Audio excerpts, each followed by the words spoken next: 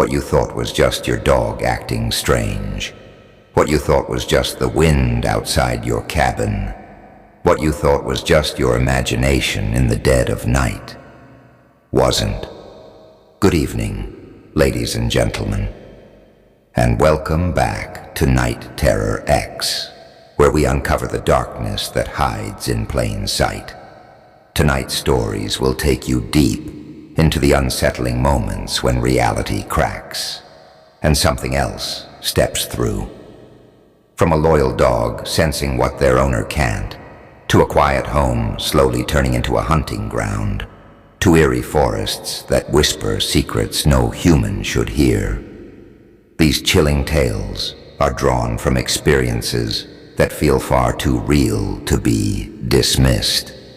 If you've ever had a moment where your instincts screamed, "Something isn't right," this video is for you. Make sure you like this video to support the channel. Drop your own creepy encounters in the comments, or email them to this: "You've got a story too disturbing to stay silent." Now, turn off the lights, put on your headphones, and prepare yourself. Because what you're about to hear might just stay with you long after the screen fades to black.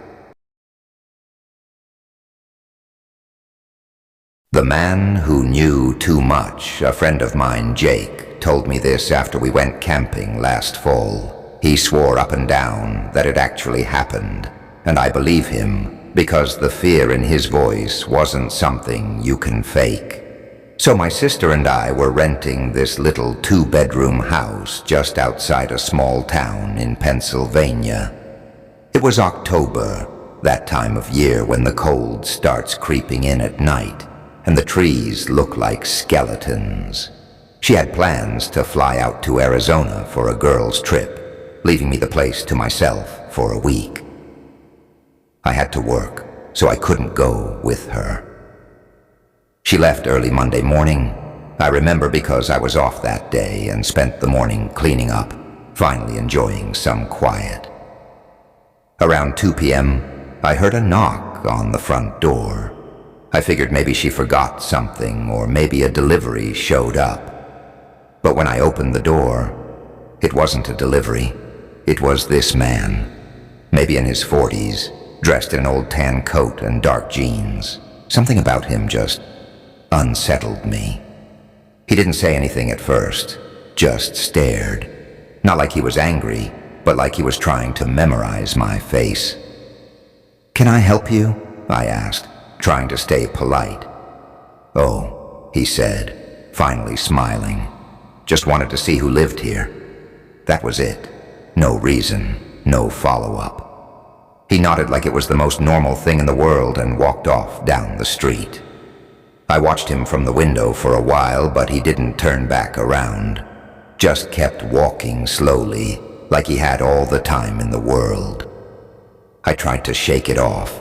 Maybe he was confused, or drunk, or maybe he used to live in the house or something, whatever. I didn't think much more of it. The next day, I had work. Came back around 6, tired, ready to eat and crash. As I was making dinner, there was another knock.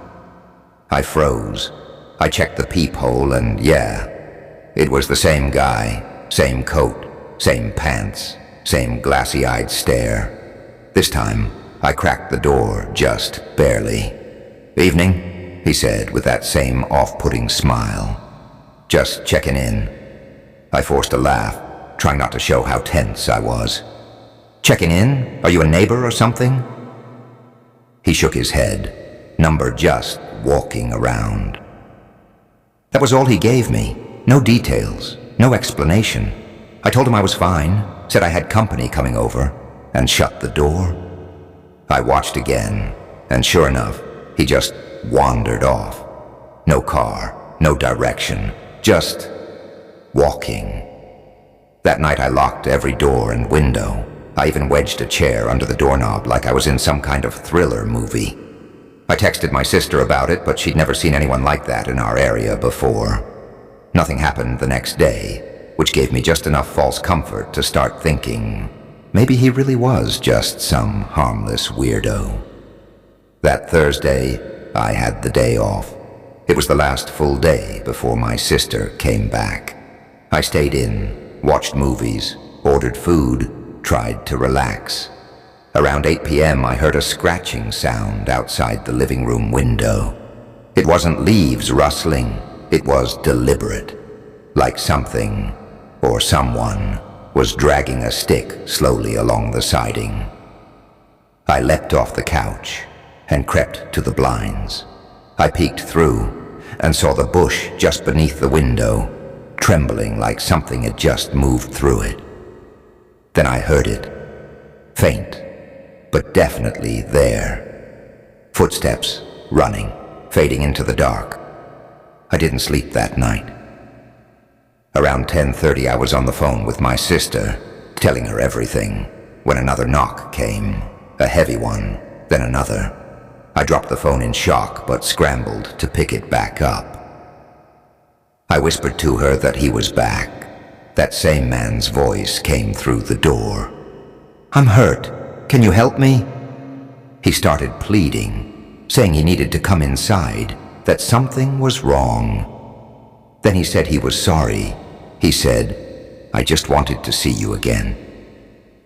I backed away from the door. My sister was yelling at me to call the cops. He kept knocking, louder, more desperate. "Please, just open up. I didn't mean to scare you." But I didn't move. I didn't say a word. Eventually, after 5 straight minutes of begging and banging, it stopped. I heard his footsteps slowly fade off into the street. I called 911. They said they'd send a patrol by, but by the time anyone showed up, he was long gone. I haven't seen him since, but here's the part that still chills me. I found out later that week from one of our neighbors, a woman who walks her dog early in the mornings, that she'd seen him too, standing just across the street from the house around 6 a.m., motionless, watching. She assumed he lived there. I don't know how he knew my sister was gone. I don't know what he wanted, but I can still hear his voice sometimes, soft and calm, asking to come in. And I think that's what he really wanted all along. Permission. Let this be a warning. Never, ever open the door to someone who won't tell you why they're there.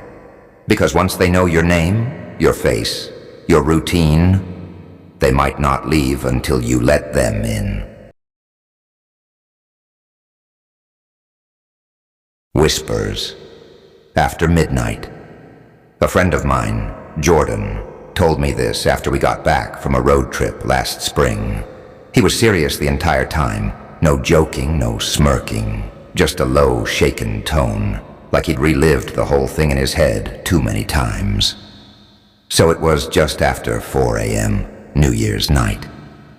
I'd been out celebrating with some friends at this rooftop bar downtown. You know the kind. Neon lights, champagne toasts, cheap noisemakers. I wasn't blackout drunk, but I was well past buzzed. My head was pounding, and everything felt like it was swaying, even when I sat still.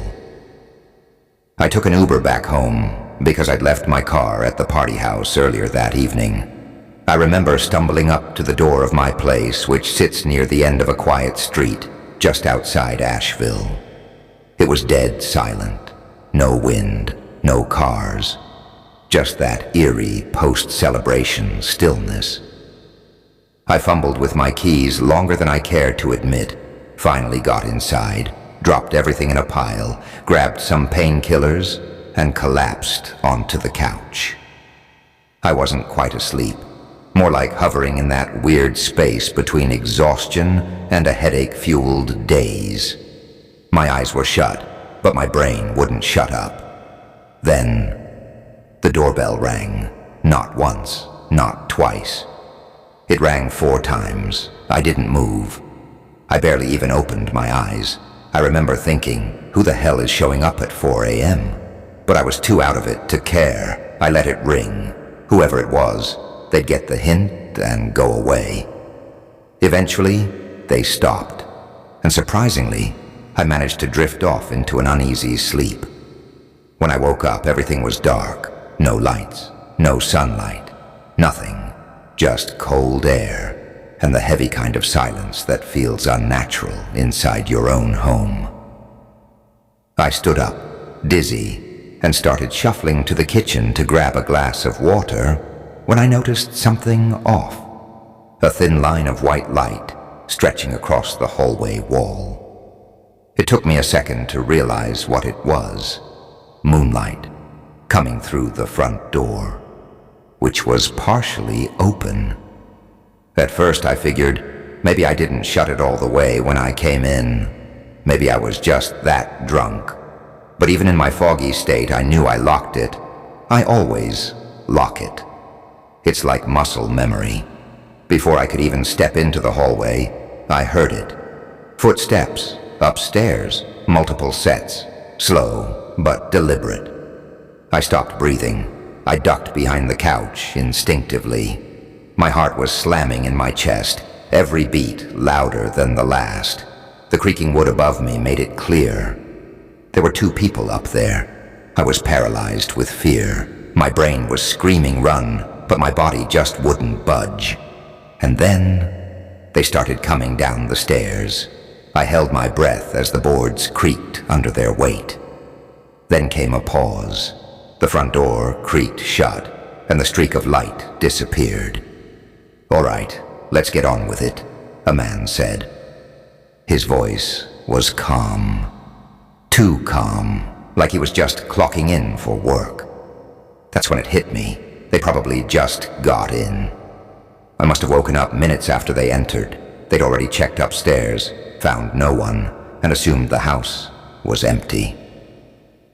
I stayed curled behind the couch, completely still. From the way my living room is set up, the couch sits angled in the corner. I had just enough cover to be hidden unless they got too close. The worst part? That couch is low. If someone leaned over just slightly, they'd see me instantly. I listened as they moved through the house, rifling through drawers, talking to each other like they were shopping. One guy said something about how the bedroom was clean, and the other joked about finding a free PlayStation. It was so casual. That's what made it terrifying. They were comfortable, like they'd done this before, like they weren't afraid of anything, not even getting caught. Eventually, the footsteps got closer. One of them came into the living room. I tensed up. He was checking drawers, opening boxes, moving stuff around. Then, his footsteps turned toward the couch. Closer, closer. I saw the top of his head rise above the back cushions. He didn't see me. He was just looking at the coffee table. His eyes didn't scan low enough to catch me in the shadows. He stood there for a moment, then turned and walked out toward the hallway. I thought I was going to throw up. For almost 30 minutes I sat there, listening to them move through every inch of the house. Finally I heard the front door open and close. They were gone. I stayed down, barely breathing, and crawled to the side of the couch to grab my phone. I called 911, whispering like they were still in the room. Cops arrived about 15 minutes later. The place had been ransacked, electronics, jewelry, even my passport gone. But here's the thing. Turns out, it wasn't random. A neighbor told the officers that two unfamiliar men had been spotted sitting in a dark sedan outside my house over the past week. Just watching, never getting out, never knocking. Just watching. They must have figured I lived alone. They saw me drive my car every day. So when I took an Uber home that night, no car in the driveway. They probably assumed I hadn't come back yet. They were waiting for the perfect moment. I'd left the door unlocked. That was on me. But according to the cops, there were signs near the back window that they might have planned to break in either way. If I hadn't woken up when I did, if they had decided to check behind the couch. I don't even like to think about it. They never found the guys, but I got a new deadbolt installed the next day, and I never come home drunk without triple checking every single lock. Because once someone decides your house is theirs, the only thing standing between you and them is a door.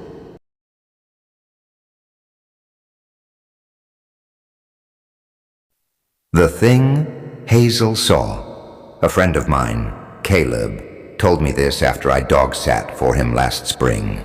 He said it with a straight face, the kind of voice you only use when you're trying not to relive something too real. And trust me, after hearing it, I don't think I've ever looked at backyards the same way again. So I was home one night with my dog, Luna. Nothing unusual. It was a chill Tuesday. Just got off a long shift, made some quick dinner, and was winding down with some late-night reality TV and chips. Luna was sprawled out on the floor until she got up and walked over to the back door. She did that little whine she does when she wants to go outside, so I got up and let her into the backyard. It's small, fenced in, nothing fancy, and it backs right into a thick stretch of woods behind the property. It's always been quiet, sometimes too quiet. But I've never had a reason to worry. While Luna was outside sniffing around like she always does, I started cleaning up the kitchen, dishes, wiping down the counters, the usual stuff. That's when she started barking. Now Luna barks at everything. Birds, shadows, her own tail. But this time it was sharp, relentless, and locked on something. I walked to the back door to check and saw her standing completely still by the fence, barking at the woods like there was something just past the trees. I couldn't see anything, but it felt off. I called her name a couple of times. Usually she'd come sprinting back, but not this time. She just glanced back at me, like she was torn between obeying and protecting me from something I couldn't see. Eventually, she came back inside, but she was weird, real weird. Instead of curling up next to me like always, she just sat on the far end of the couch, ears perked, eyes fixed on the back door like she expected something or someone to come through it at any second. No matter how many times I tried to get her to relax or come over, she wouldn't. She just kept staring, that stare. It was like she was listening to something I couldn't hear. I let the night roll on, telling myself it was probably a raccoon or a deer. Luna was being dramatic, I thought, but something about the way she stayed alert, eyes wide, posture rigid, it made it impossible to relax. I went to bed around 10:30. She usually sleeps at the foot of the bed or on her dog bed in the corner, but I always leave the bedroom door cracked open so she can go grab water during the night. That's just the routine. Sometime after midnight, I woke up. No sound, no movement, but I felt off, like something had pulled me out of sleep without touching me. I sat up and noticed the bedroom door was wide open, much more than I had left it. I mean, wide open. I figured maybe Luna bumped it. Dogs do that, right? But she wasn't in the room, and I didn't hear her nails clicking on the floor downstairs. I didn't hear her slurping water. Nothing. I called her name. Nothing. That's when my gut twisted. You know when your body just knows something isn't right? Like your instincts clock it before your brain does. That's exactly how it felt. I stepped out into the hallway. The whole house was still, so still it felt staged. I walked down the stairs slowly, whispering Luna's name. The living room looked untouched, but then I glanced at her food and water bowls, both completely full. That never happens. Then I saw her. She was hiding underneath the kitchen table, her body pressed against the floor, shaking so hard her tags were jingling. Her eyes were locked on me like she wasn't even sure if I was real. I stepped toward her, and she didn't move. No tail wag, no whine, just still, shivering terror. Then I saw it. The back door was open, not unlocked, open. Everything in my head clicked at once, and none of it made sense. I know I closed that door. I know I locked it. And Luna never hides like that. Ever. I didn't wait to figure out anything else. I ducked under the table, scooped her up, and ran out the back gate without even shutting the door behind me. I sprinted 2 houses down to my neighbor's place and started banging like a lunatic until the lights flicked on and they opened the door, half asleep and confused. They let me in, and I told them what I could between gasps. They called the cops, and I just sat there holding Luna in my lap like she was the only thing anchoring me to reality. When the police checked the house, they didn't find anyone. No forced entry. But they did find shoe prints inside.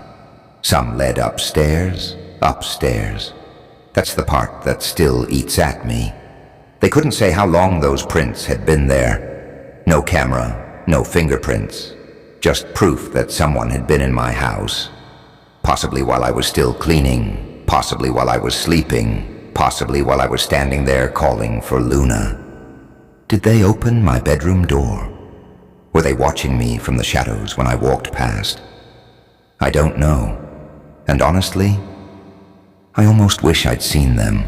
I almost wish I'd caught a face. Something to make it all feel real, instead of like a nightmare I never woke up from. But instead I'm stuck with questions. Questions and a dog who still won't go near the back door. I replaced every lock in the house, got motion lights installed, even set up cameras. But deep down, I know that if someone really wants to come in, they don't need to break a window. They just need to wait. Watch and pick the right night.